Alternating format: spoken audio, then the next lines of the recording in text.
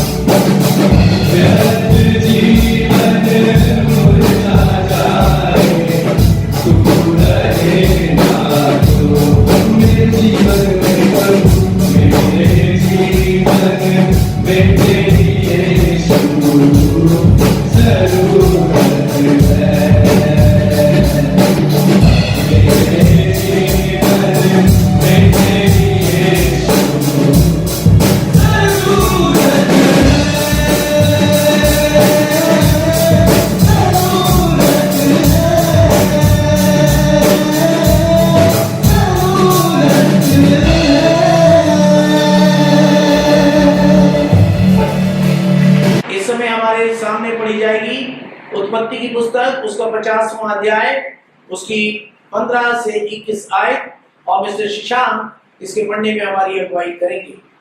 उत्पत्ति उसका 50 उसका 15 से 21 बाब उसमें यूं लिखा है, जब यूसुफ के भाइयों ने देखा कि हमारा पिता मर गया है, तब वे कहने लगे, कदाचित यूसुफ अब हमारे पीछे पड़े और जितनी बुराई हमने उससे की थी सबका पूरा बदला हमसे ले। इसीलिए उन्होंने यूसुफ के पास यह कहला भेजा, तुम्हारे पिता ने मरने से पहले हमें यह आज्ञा दी थी कि तुम लोग यूसुफ से इस प्रकार कहना कि हम विनती करते हैं कि तू अपने भाइयों के अपराध और पाप को क्षमा कर। हमने तुझसे बुराई तो की थी, पर अब अपने पिता परमेश्वर के दासों का अपराध क्षमा कर। उनकी यह बात सुनकर यूसुफ रो पड़ा। उसके भाई आप भी जाकर उसके सामने गिर पड़े और कहा, देख हम तेरे दास हैं। यूसुफ ने उनसे कहा, मत डरो, क्या मैं परमेश्वर की जगह पर हूं? यद्यपि तुम लोगों ने मेरे लिए बुराई का विचार किया था, परंतु परमेश्वर ने उसी बात में भलाई का विचार किया, जिससे वह ऐसे करे और आज के दिन प्रकट है कि बहुत से लोग के प्राण बचे हैं। अब मत डरो, मैं तुम्हारे और तुम्हारे बाल बच्चों का पालन पोषण करता रहूंगा। इस प्रकार उसने उनको समझा बुझाकर शांति दी। ये परमेश्वर का वचन है। परमेश्वर का धन्यवाद हो। इस समय हमारे सामने पढ़ी जाएगी पहला कुरिन्थियों उसका 13वां अध्याय उसकी 1 से 13 आयत और मिस रेणुका पॉल इसके पढ़ने में हमारी अगुवाई करेंगी। Praise the Lord, everyone. Today's Bible reading, the book of Corinthians 1, chapter 13, verses 1 onwards. I may be able to speak the languages of men and even of angels, but if I have no love, my speech is no more than a noisy gong or a clanging bell. I may have the gift of inspired preaching. I may have all knowledge and understand all secrets. I may have all the faith needed to move mountains. But if I have no love, I am nothing. I may give away everything I have and even give up my body to be burnt. But if I have no love, this does me no good. Love is patient and kind. It is not jealous or conceited or proud. Love is not ill-mannered or selfish or irritable. Love does not keep a record of wrongs. Love is not happy with evil, but is happy with the truth. Love never gives up, and its faith, hope, and patience never fail. Love is eternal. There are inspired messages, but they are temporary. There are gifts of speaking in strange tongues, but they will cease. There is knowledge, but it will pass. For our gifts of knowledge and of inspired messages are only partial. But when what is perfect comes, then what is partial will disappear. When I was a child, my speech, feelings, and thinking were all those of a child. Now that I am a man, I have no more use for childish ways. What we see now is like a dim image in a mirror. Then we shall see face to face. What I know now is only partial. Then it will be complete as God's knowledge of me. Meanwhile, these three remain: faith, hope, and love. And the greatest of these is love. This is the word of God. समय हमारे सामने पढ़ी जाएगी Romans की पुस्तक उसका 13वां अध्याय उसकी 8 से 10 आयत और मिस्टर अनिकेत सरन इसके पढ़ने में हमारी अगुवाई करेंगे। रोमियो 13 8 से 10। आपस में प्रेम को छोड़ और किसी बात में किसी के कर्जदार न हो, क्योंकि जो दूसरे से प्रेम रखता है उसी ने व्यवस्था पूरी की है। क्योंकि यह कि व्यभिचार न करना, हत्या न करना, चोरी न करना, लालच न करना और इन बातों को छोड़ कोई भी आज्ञा हो तो सब का सारांश इन बातों में पाया जाता है। अपने पड़ोसी से अपने समान प्रेम रख। प्रेम पड़ोसी की कोई बुराई नहीं करता, इसीलिए प्रेम रखना व्यवस्था को पूरा करना है। यह परमेश्वर का वचन है। We will hear from the gospel according to St. Matthew chapter 5 verse 38 to 48. इंजील मुकद्दस मुकद्दस मत्ती की इंजील उसका 5वां अध्याय उसकी 38 से 48वीं आयत तक। तुम सुन चुके हो कि कहा गया था आंख के बदले आंख और दांत के बदले दांत, परंतु मैं तुमसे कहता हूं कि बुरे का सामना ना करना, परंतु जो कोई तेरे गाल पर थप्पड़ मारे उसकी ओर दूसरा भी फेर दे। यदि कोई तुझ पर नालिश करके तेरा कुर्ता लेना चाहे तो उसे दोहर भी लेने दे। जो कोई तुझे कोस भर बेकार में ले जाए तो उसके साथ 2 कोस चला जा। जो कोई तुझसे मांगे उसे दे, और जो तुझसे उधार लेना चाहे उससे मुंह ना मोड़। तुम सुन चुके हो कि कहा गया था अपने पड़ोसी से प्रेम रखना और अपने बैरी से बैर, परंतु मैं तुमसे कहता हूं कि अपने बैरियों से प्रेम रखो और अपने सताने वालों के लिए प्रार्थना करो, जिससे तुम अपने स्वर्गीय पिता की संतान ठहरोगे, क्योंकि वो भले और बुरे दोनों पर अपना सूर्य उदय करता है और धर्मी और अधर्मी दोनों पर मेघ बरसाता है। क्योंकि यदि तुम अपने प्रेम रखने वालों ही से प्रेम रखो तो तुम्हारे लिए क्या फल होगा? क्या महसूल लेने वाले भी ऐसा नहीं करते? यदि तुम अपने भाइयों ही को नमस्कार करो तो कौन सा बड़ा काम करते हो? क्या अन्य जाति भी ऐसा नहीं करते? इसलिए चाहिए है कि तुम सिद्ध बनो जैसा तुम्हारा स्वर्गीय पिता सिद्ध है। ये मसीह की इंजील है। The theme of our worship this morning is our love for others should be without any limit, like the love of God. आइए हम निस्सरों को खुदा के हज़ूर झुकाएं। May the words of my mouth and the meditations of all our hearts be acceptable in thy sight, O Lord, our strength and our redeemer. Amen. अगर हम मत्ती की पुस्तक उसका 23वां अध्याय पढ़ें तो वहां लिखा है कि आए अगुओं, तुम जो हो मेरी भेड़ों की अच्छी केयर करो।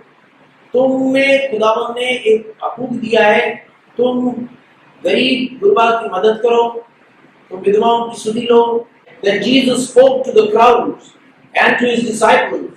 The teachers of the law and the Pharisees are authorized interpreters of Moses' law. So you must obey and follow everything they tell you to do. खुदावंद का वचन कहता है कि तुम जो हो परमेश्वर के दासों की बात को सुनो, क्योंकि तुम्हारी अथॉरिटी किस चीज से है? परमेश्वर के वचन से है। हमने देखा है परमेश्वर के वचन में कई लोगों को अथॉरिटी है, पर परमेश्वर का वचन कह रहा है एग्जैक्ट अथॉरिटी उसके पास है जिसके पास वचन है। यानी मतलब आप वचन की अथॉरिटी में बढ़े, क्योंकि वचन जो है वो ही हमारे लिए प्राइम ताकत है। हमें किसी और चीज का गर्व ही नहीं करता कि मेरे पास इतना पैसा है या मेरे पास इतना कौड़ी है, मेरे पास इतना ये है। मगर प्रभु परमेश्वर कहता है if you have Christ, the word of God in you, then you are the true authority. यानी मतलब as a pastor, it is our duty to interpret the law properly. हमें ना तो खुदावंद के शब्द में कुछ बढ़ाना है, ना उसमें से कुछ घटाना है। हमको वही बोलना है जो प्रभु चाह रहे हैं। इसलिए जब आए टीचर्स, तुम अपनी कलीसिया को पढ़ाने के लिए खड़े हो तो उनको वही समझाने की कोशिश करो जिस चीज को मैं चाहता हूँ, जिस वे में मैंने कहा है वही चीज को आप अपने लोगों को रख दो। क्योंकि जब तुम्हारे अंदर वो अथॉरिटी आ जाएगी तब तुम उस चीज को समझ पाओगे जो कि खुदावंद का मन है। अगर हम देखें आज का थीम है our love for others should be without any limit, यानी हमारे प्यार की कोई लिमिट नहीं होनी चाहिए, like the love of God। खुदावंद के प्यार की कोई लिमिट नहीं है। हम कब प्यार करते हैं? जब कोई हमारी मदद कर रहा होता है, जब कोई हमारे साथ खड़ा होता है, और अगर वो हमारे साथ ऐसा लगे कि हमारे साथ खड़ा नहीं है तो हम एकदम उसके दुश्मन बन जाते हैं। खुदावंद मुझे और आपको कह रहा है कि no, your love should be selfless. तुम्हें इन चीजों पे ध्यान नहीं देना है, तुम्हें मेरे वचन पर ध्यान देना है।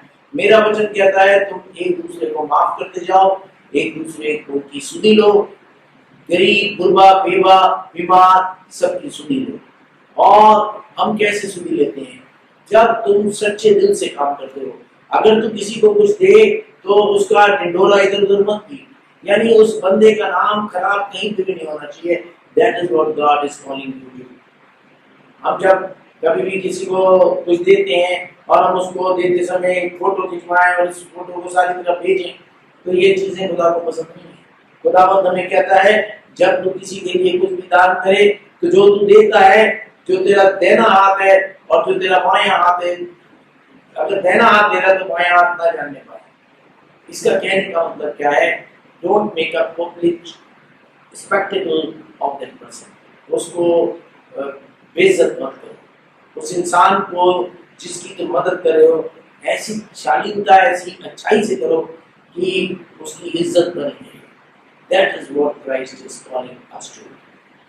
हम देखते हैं जेनेसिस की पुस्तक उसका 50वां अध्याय और उसकी 15 से 21 आयत जो हमारे सामने अभी पढ़ी गई, उसके अंदर हम क्या देखते हैं कि यूसुफ के बाप की जब मौत हो गई तो जो यूसुफ के भाई थे जिन्होंने उस बच्चे को, यूसुफ को जब वो 17 साल का था, उठा के गड्ढे में डाल दिया था और उसके कपड़े उतार लिए थे और फिर उसको गड्ढे में से निकाल कर यूसुफ को बेच दिया और स्लेव की तरह उन्होंने उसको बेच दिया।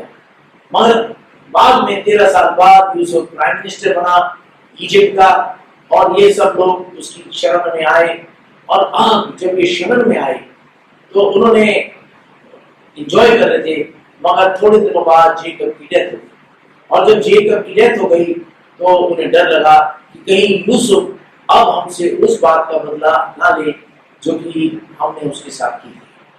तो उन्होंने एक झूठी खबर यूसुफ के पास पहुंचवाई कि हमारा बाप मरने से पहले कह के गया था कि आए यूसुफ तू अपने इन दासों को माफ कर, इन दासों की गुनाहों को जो उन्होंने तेरे खिलाफ किए उनको तू याद ना रखना। और जब यूसुफ ने इस बात को सुना तो वो रोने लगा, क्योंकि यूसुफ का प्यार एक अपार प्यार था। कई बार हमारा प्यार इस प्रकार का होता है जो कि सुपरफिशियल होता है, छिछला प्यार। अगर ये हमारी मदद करेगा तो हम इसकी मदद करेंगे, अगर हमें हल्का सा भी लग जाए इसने हमारी मदद नहीं की तो हम दूसरे बंदे के गड्ढे में डाल देंगे। हम देखते हैं यूसुफ के भाइयों ने यूसुफ को गड्ढे में डाल दिया। मगर हम अगर यूसुफ के माइंड को देखें तो यूसुफ के माइंड में एक ऐसा आत्मा थी, उसके दिल में एक ऐसी आत्मा थी, उसके ऊपर एक ऐसी आत्मा रेस्ट कर रही थी और वो आत्मा फॉरगिवनेस की आत्मा थी, वो आत्मा प्रेम की आत्मा थी। और उसने अपने भाइयों को कभी भी इस बात की उलाहना नहीं दी कि तुमने मुझे गड्ढे में डाला। और उसने अपने भाइयों को कहा मैं तुम्हारा लालन पोषण करूंगा, मैं तुम्हारा पालन पोषण करूंगा। I will take care of you. Taking care of somebody is not an easy task. अगर आप कहें मैं तुम्हारी सुधि लूंगा, मैं तुम्हारी मदद करूंगा, मैं तुम्हारी केयर करूंगा, तो taking care is not an easy task. और उसने कहा मैं तुम्हारे लिए करूंगा, तुम्हारे बच्चों के लिए करूंगा। यानी परमेश्वर की आत्मा दूसरे के लिए करना सिखाती है। हम तब किसी के लिए करते हैं जब उसने हमारे लिए कुछ किया। खुदावंद कहता है अपनी आत्मा में चेंज किया। और यूसुफ की जो आत्मा थी उसके अंदर पवित्र आत्मा बसती थी, तभी उसकी जो थिंकिंग थी वो पवित्र थी और वो अपने भाइयों से कभी बदला लेने की सोच ही नहीं रहा। और जब उसके पास वो मैसेज भाइयों के द्वारा भिजवाया गया तो उसे एक तो ये पता चल गया झूठा मैसेज, और इस बात से उसे बहुत ही रोना आया। किस बात से रोना आया कि उनके भाइयों को उसके प्रेम पर विश्वास नहीं, उनके भाइयों के अंदर हो सकता है उसको इस बात पर भी रोना आया कि उनके भाइयों की आत्मा कितनी गलत है। और फिर थोड़ी देर बाद वो भाई उसके सामने सजदा गिरते हुए आके गिर गए कि आए यूसुफ हमें माफ करो। हम देखते हैं खुदावंद किसको शिरोमणि करेगा, किसको शिरोमणि करेगा, किसको ऊंचा उठाएगा, तो वो होगा जिसको खुदावंद पसंद करेगा, जिसके अंदर परमेश्वर की आत्मा है। हमने कई बार सुना है the humble shall be exalted, जो दीन है वो ऊंचा किया जाएगा। मगर क्या हम दीन हैं? हम तो अपने दिमाग में कुछ सोच लेते हैं। हमने सोच लिया तो जो हमने सोच लिया, जो हमने ठान लिया वही करेंगे। कम वॉट में जो हमने ठाना वो करेंगे। और बाइबल कहती है पिनक वाले को चिथड़े पहनने, यानी कई बार कई लोग पिनक पकड़ लेते हैं, हमें तो ये करना ही चाहे कुछ भी हो जाए। खुदावंद कहता है आए मेरे लोगों, वो करने की कोशिश करो जो सही है, जो ठीक है उसको करने की कोशिश करो। अपनी एक ईगो के पीछे चिपकना चाहो। Don't be after particular issue. खुदावंद कह रहा है प्यार बांटने वाले अच्छे और नेक लोग बने। आपस में प्रेम को छोड़ और किसी बात में किसी के कर्जदार ना हो, क्योंकि जो दूसरे से प्रेम रखता है उसी ने व्यवस्था पूरी की है। यानी जब हम एक दूसरे से प्रेम करते हैं, उसी ने, ऐसे इंसान ने जिसने एक दूसरे से प्रेम किया है, सच्चा प्रेम, किसी चीज के माने नहीं, किसी चीज के लिए नहीं, जो सच्चा प्रेम है, अगर तुमने वो किया है उसी ने व्यवस्था को पूरी किया है। क्योंकि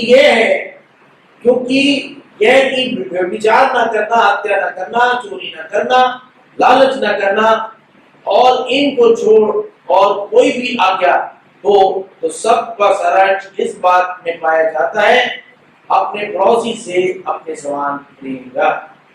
परमेश्वर मुझे और आपको एक दूसरे के साथ प्रेम करने वाला बनाना चाहता है। इस समय कोविड का समय है, हम एक दूसरे के लिए भला सोचें, एक दूसरे की मदद करें और एक दूसरे के लिए आगे बढ़कर मदद करने वाले दिल रखें।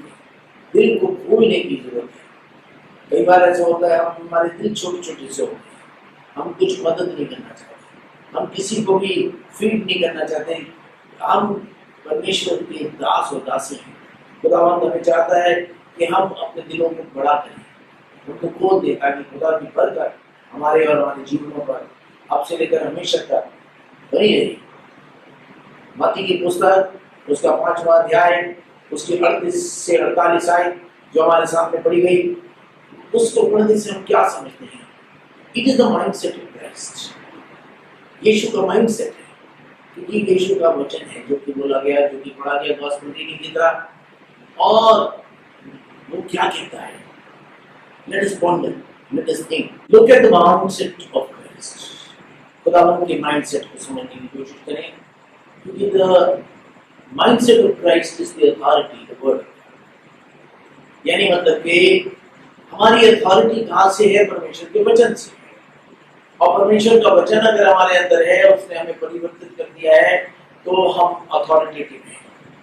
यानी अगर आप यीशु की अथॉरिटी को देखें, he was the king of kings and lord of lords, मगर वर्ल्डली तरीके से उनके पास क्या अथॉरिटी थी? यीशु कहीं उनकी एजुकेशन नहीं हुई थी, यीशु किसी चर्च के एस्टैब्लिश्ड प्रीस्ट और हाई प्रीस्ट नहीं थे, यीशु एक बड़ाई के अंडर उन्होंने ट्रेनिंग की थी, और यीशु के आसपास कोई बहुत बड़े सोल्जर्स नहीं चल रहे थे, मगर yet his authority was far more than the authority of anybody. क्योंकि उसकी authority came from the word of God. Amalgamation of the word of God in the mindset of the person. यानी मतलब वो परमेश्वर का वचन अपने अंदर लिए हुए थे, और वो वचन देहधारी हुआ था। आदि में वचन था, वचन परमेश्वर के साथ था, और वचन परमेश्वर था। हम देखते हैं वचन लेके वो अपने अंदर घूम रहे थे, और वो खुद वचन थे, and that was the authority in him. और इसलिए बीमार उन्हें छूते थे, वो चंगे हो जाते थे। वो मुर्दे को कहते थे बाहर निकला, लाजर तू बाहर निकला, और वो मरे हुए में से जी उठा, और 4 दिन बाद कब्र में से बाहर निकला। व्हाट अ ग्रेट अथॉरिटी है। खुदावंद कहता है अगर तुम मेरे वचन से परिवर्तित होगे तो यू विल हैव अथॉरिटी। आज की तारीख में जो अथॉरिटी में आ जाते हैं, वो अपनी बात को मनवाने के लिए जो हमने ठान ली तो ठान ली, हम उसी को करके छोड़ेंगे। मगर is that true authority? Let us read the word of God. खुदावंद कहता है you have heard that it was said, an eye for an eye, a tooth for a tooth. But now I tell you, do not take revenge upon anyone. God is looking at how you are dealing. खुदावंद कहता है, मेरा वचन तुम्हें अभी तक परिवर्तित नहीं किया, तुम रिवेंज लेने वाले लोग। खुदावंद कहता है, मेरे वचन को पढ़ लो और अपने अंदर परिवर्तन ले आओ। If anyone slaps you on the right cheek, let him slap on the left cheek too. यानी तुम्हारे अगर कोई तुम्हें बेइज्जत करके पूछो रहा है, let him enjoy.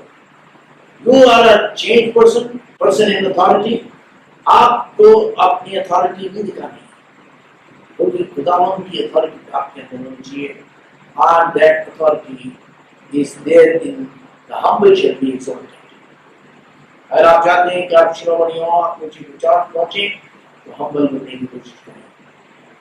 जैसे जैसे हम परमेश्वर के वचन में बढ़ते जाते हैं, उम्र में बढ़ते जाते हैं, प्रभु हमें परिवर्तित करता चलेगा। And daily there has to be a परिवर्तन इन अस। खुदावंद मुझे और आपको कह रहा है कि अगर कोई तुम्हारे को मिसयूज कर रहा है, तो don't worry, trust in God. You have heard that it was said, love your friends and hate your enemies. But now I tell you, love your enemies and pray for those who persecute you, so that you may be the sons of your Father in heaven. अपने प्रभु के बेटे और बेटी बनने के लिए आपको अपने ईगो को बिल्कुल खत्म कर देना। The ego, amen. I must go, and the cross of Christ must appear in your life, and then you will know what Christ in essence is. खुदावंद हमारे बीच में आके रहा, और फर्स्ट लेटर ऑफ जॉन, उसमें क्या लिखा है? परमेश्वर हमारे बीच में आके रहा और हमने उसे छुआ, उसे महसूस किया। अब ये John, the letter of John का राइटर क्या लिखना चाह रहा है? कि परमेश्वर became a part of us. उसका mindset became a part of our mindset. And therefore हम जो करते हैं उस पर प्रतिबद्ध करते हैं, क्योंकि क्राइस्ट इज इन अस। हमने सुना है Jesus is called the wonderful counsellor, a mighty God, an everlasting father and a prince of peace. And he says, Jesus the Emmanuel, God with us. Now how can God be with us until the word of God molds us? तो अपने अंदर परमेश्वर के वचन को घुसने दें और परमेश्वर का वचन आपको पूरी तरह से परिवर्तित कर दे। परमेश्वर का वचन वेरी क्लियरली कह रहा है कि तुम लोग अपने कामों को दिखाने के लिए बड़े बड़े ब्रॉड कर लेते, अपने फाइनेंस को, अपने बैंक्स को। उस समय के लोग क्या करते थे? उस समय के लोग जो वो ये दिखाने को उन्होंने सुपरफिशियल थॉट बना लिया था, वो परमेश्वर के वचन को अपने दिमाग पर रख लेना चाहते थे। तो उसके लिए वो क्या करते थे? वो वचन के छोटे छोटे पार्ट्स को एक डब्बों में बंद करके, उन डब्बों को लेदर के शैचे में डाल के और उन शैचेस को अपने फोरहेड पे बांध देते थे। यानी मतलब कि वचन कहाँ लगा हुआ है? एक डब्बे के अंदर रखा हुआ है, छोटे छोटा लिखे परहैप्स, मगर they were completely wrong. खुदावंद क्या कह रहा है? वचन अपने दिलो दिमाग में रखो। फोरहेड पे लिख लो का मतलब ये है not to put some marks on your heads, but to put it in your hearts. अपने दिल और दिमाग में उस वचन को ऐसा घर कर लो कि वो जो भी तुम एक्शन लो वो वचन के तरीके से, it will be passed through the light of word of God. यानी परमेश्वर के वचन के अनुकूल हो, प्रतिकूल हो ना, परमेश्वर मुझे और आपको कहता है मेरे वचन को इतना ज्यादा अपने मन में रख लो। उस समय के लोग वो क्या करते थे कि वो अपने आर्म्स पे परमेश्वर के वचन को मान लिया करते थे और उसको वो कहते थे शीन इज अ हिब्रू लेटर। और फिर वो हेड पे एक स्ट्रैप बांध के परमेश्वर के वचन को डब्बों में बात की फिर वहीं रख लिया करते थे, उसको वो कहते थे डेलिस, और आम पर भी वो बैंड्स बांधते थे, और वो आम बैंड्स जो थे उनको वो कहते थे योग।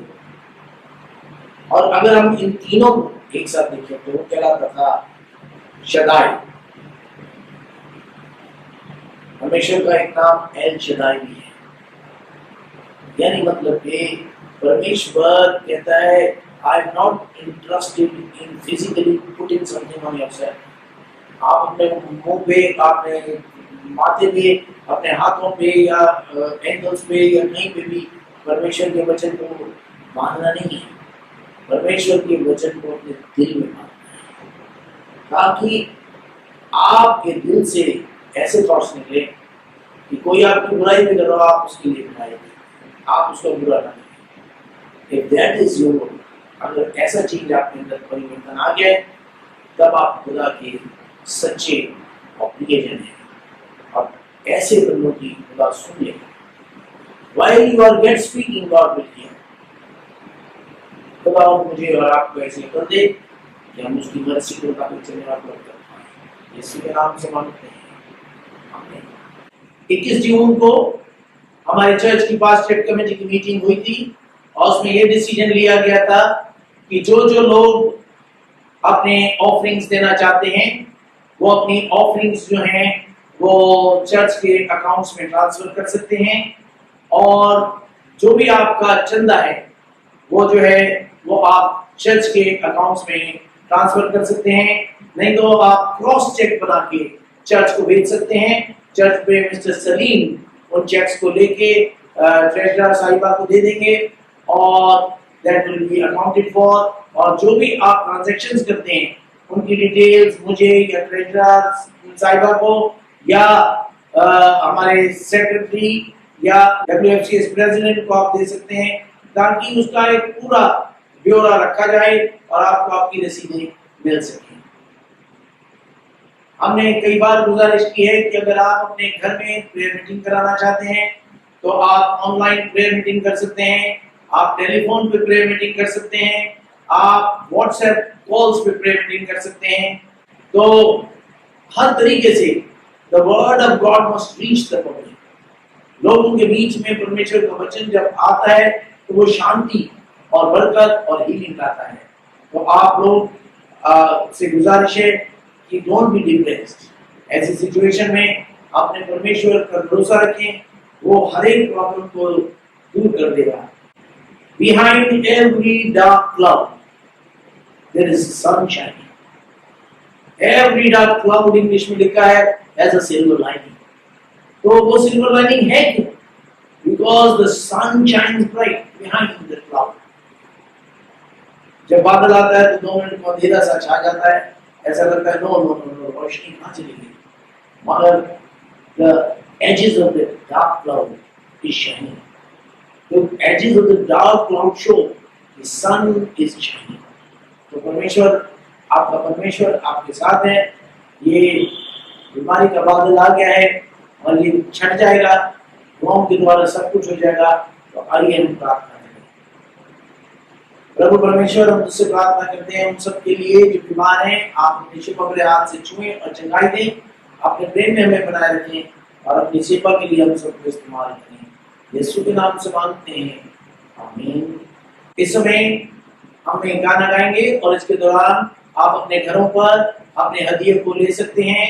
आपसे ये भी गुजारिश है कि आप अपने सेल्फ डिनाइल बॉक्सेस को खोलकर उसके अंदर का जो अमाउंट है उसको कैलकुलेट कर लें, और उसको भी या तो क्रॉस चेक के द्वारा या ऑनलाइन फंड ट्रांसफर के द्वारा आप चर्च के अकाउंट में दे सकते हैं। The church account number, so please note it and accordingly work on it. इस समय हम सब खड़े होकर अपने खानदानों में, अपने घरों में गाएंगे, और इसके दौरान हमारा हदिया भी लिया जाएगा, और जो भी हदिया है उसको आप कैलकुलेट कर लें, कलेक्ट करके और उसको फंड ट्रांसफर कर दें, या आप क्रॉस चेक बना के मिस्टर सलीम को, जो कि आपको चर्च में मिलेंगे, उनको आप दे सकते हैं।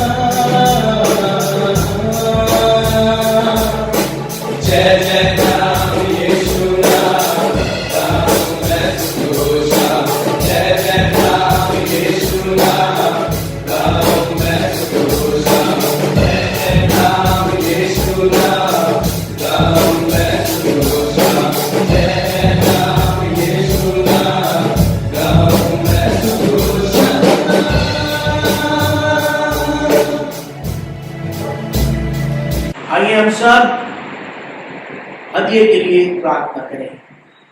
आइए हमारे खुदावंद, हम तेरा धन्यवाद देते हैं उन सब लोगों ने जिन्होंने अपने दान को प्रभु परमेश्वर तेरे नाम के लिए दिया है। आप उनको बहुतायत से आशीषित करें, उनके स्टोर्स को आशीषित करें, उन पर तेरी बरकतें बनी रहें। खुदावंद तूने कहा है आई लाइक चीयरफुल गिवर्स। इन सब ने प्रभु परमेश्वर अपने दान को बहुत चीयरफुली दिया है।